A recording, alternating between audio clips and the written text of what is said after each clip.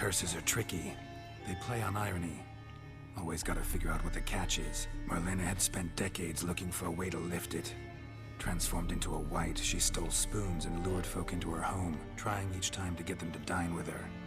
Didn't work. So what did? Someone had to sit down and share a meal with her, of their own free will. They had to eat without using spoons, and make her look at her reflection. That's it? That was all it required? Simplest solutions are sometimes the last that come to mind. Besides, when you're a wight, it's pretty damn hard to find willing human company for a feast. I imagine so.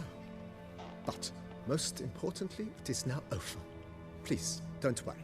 She will be in good hands here. Thanks. Gotta get back to my business now. See you soon.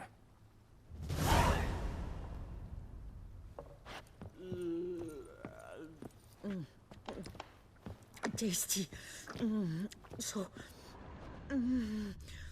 wonderful. Thank you.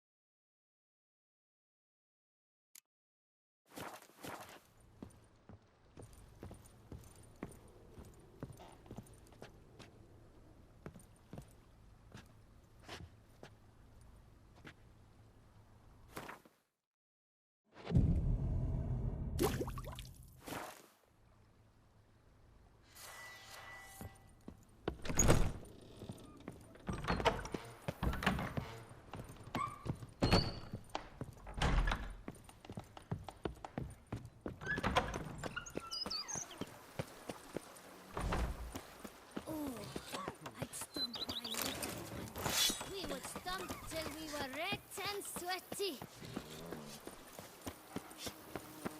Scrub off.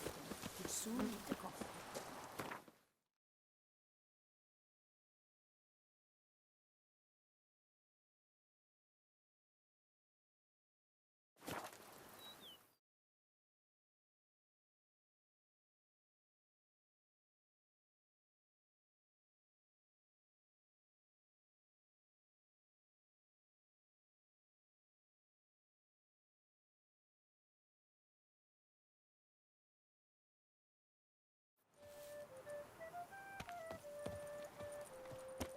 Good folk, have you seen these prices? I must have gone crazy. I feel faint.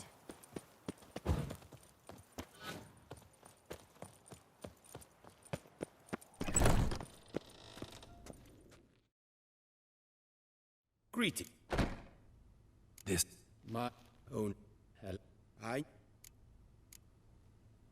What do you have on...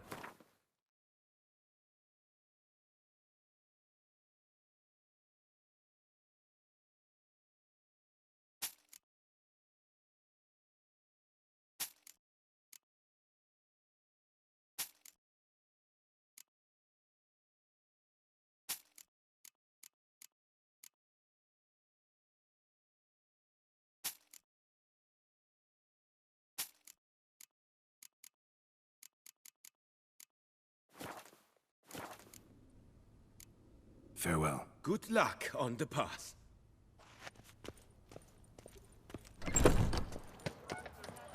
Just a few... By the prophet's wings. A witcher.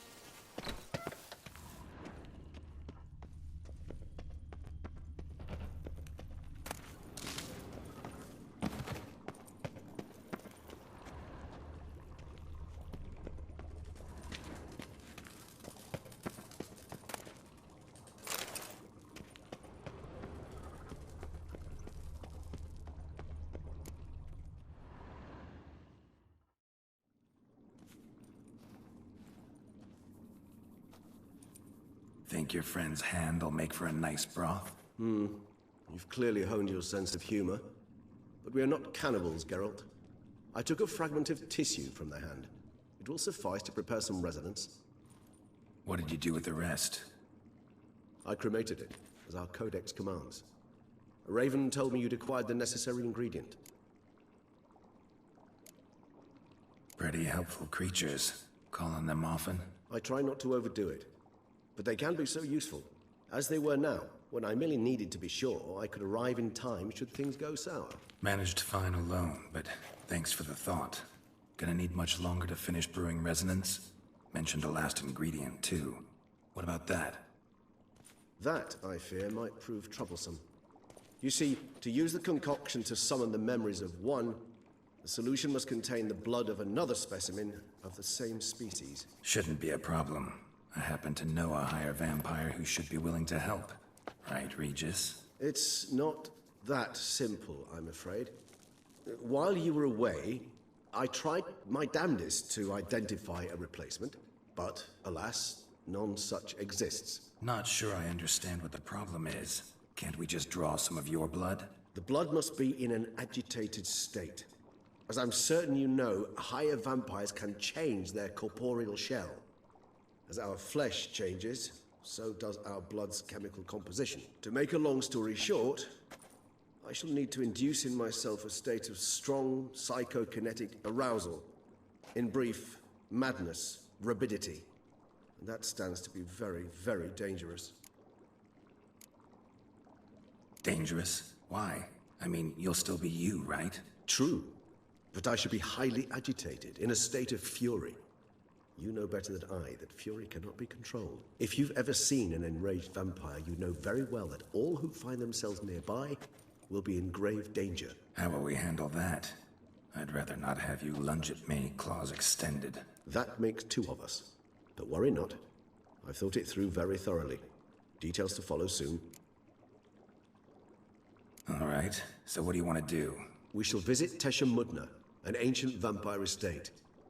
There we will find cages suspended in the air. I will enter one, be confined. You will lure beasts there. Beasts you will then kill. The bloodletting should prove profuse. Abundant enough so that the blood scent will drive me mad. Wild. Tesha Mudna. What's it like? It is a place of torment. A torture chamber. Long ago, shortly after we'd arrived in this world, one among us named Kagmar developed such a taste and lust for human blood that in one night he could imbibe an entire village. This brought trouble on the entire species. Common folk wearied quickly of living in constant fear. They began to hunt us, seek the aid of mages and witches in tracking us down. So what? Not like they could ever hope to kill you. But they were bothersome. Forgive the comparison, but when did you last enjoy mosquitoes buzzing around your head? In any case, the other vampires decided something had to be done. Kagmar had to be caught and punished. A torture chamber was thus outfitted in the dungeons of Tesha Mudna. Inside it, a cage made entirely of a special alloy of silver, dalvinite, and meteorite steel. Kagmar was captured and locked in the cage. Sat there over 2 centuries, driven to fury time after time, never able to escape. Thus I know the cage will withstand the fury to which we shall drive my humble being. See no reason to dawdle. Tesha Mudna. Take me there. In a moment. Just one last thing.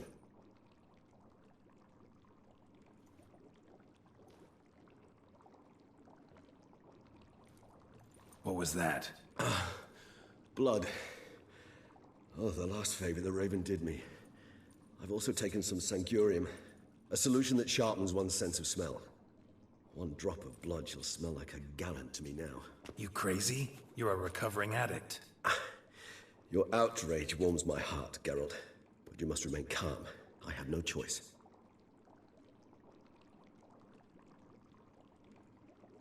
As things stand, the die is cast. High time we set off for Tesha Mudna. My head's spinning already, and you're starting to smell quite tasty. And you're starting to scare me.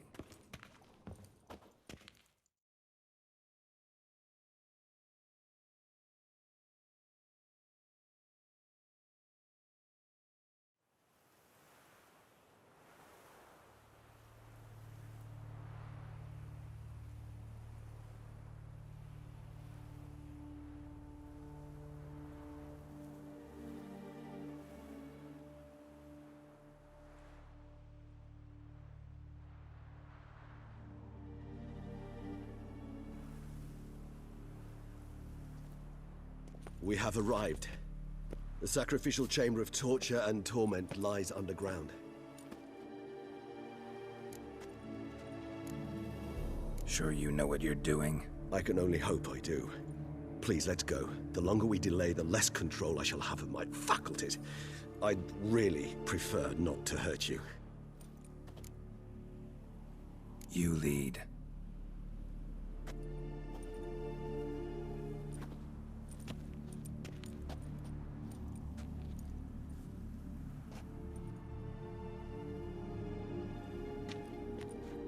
Scurvers must be getting close to their feeding ground. Correct. I told you there'd be danger.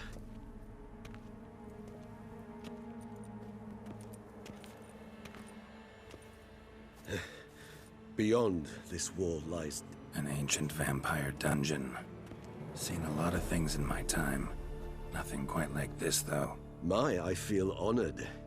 A man with such a wealth of experience, yet I'm about to show him something new. Now, to open it.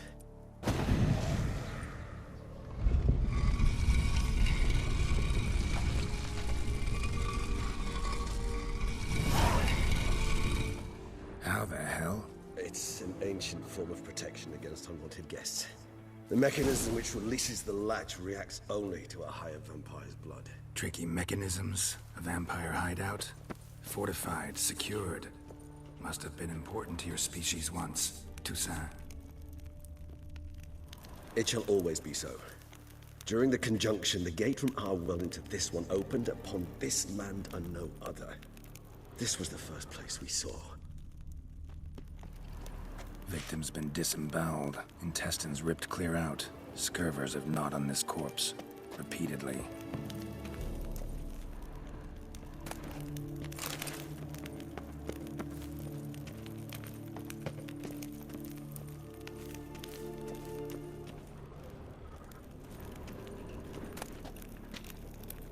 Human husbandry and care?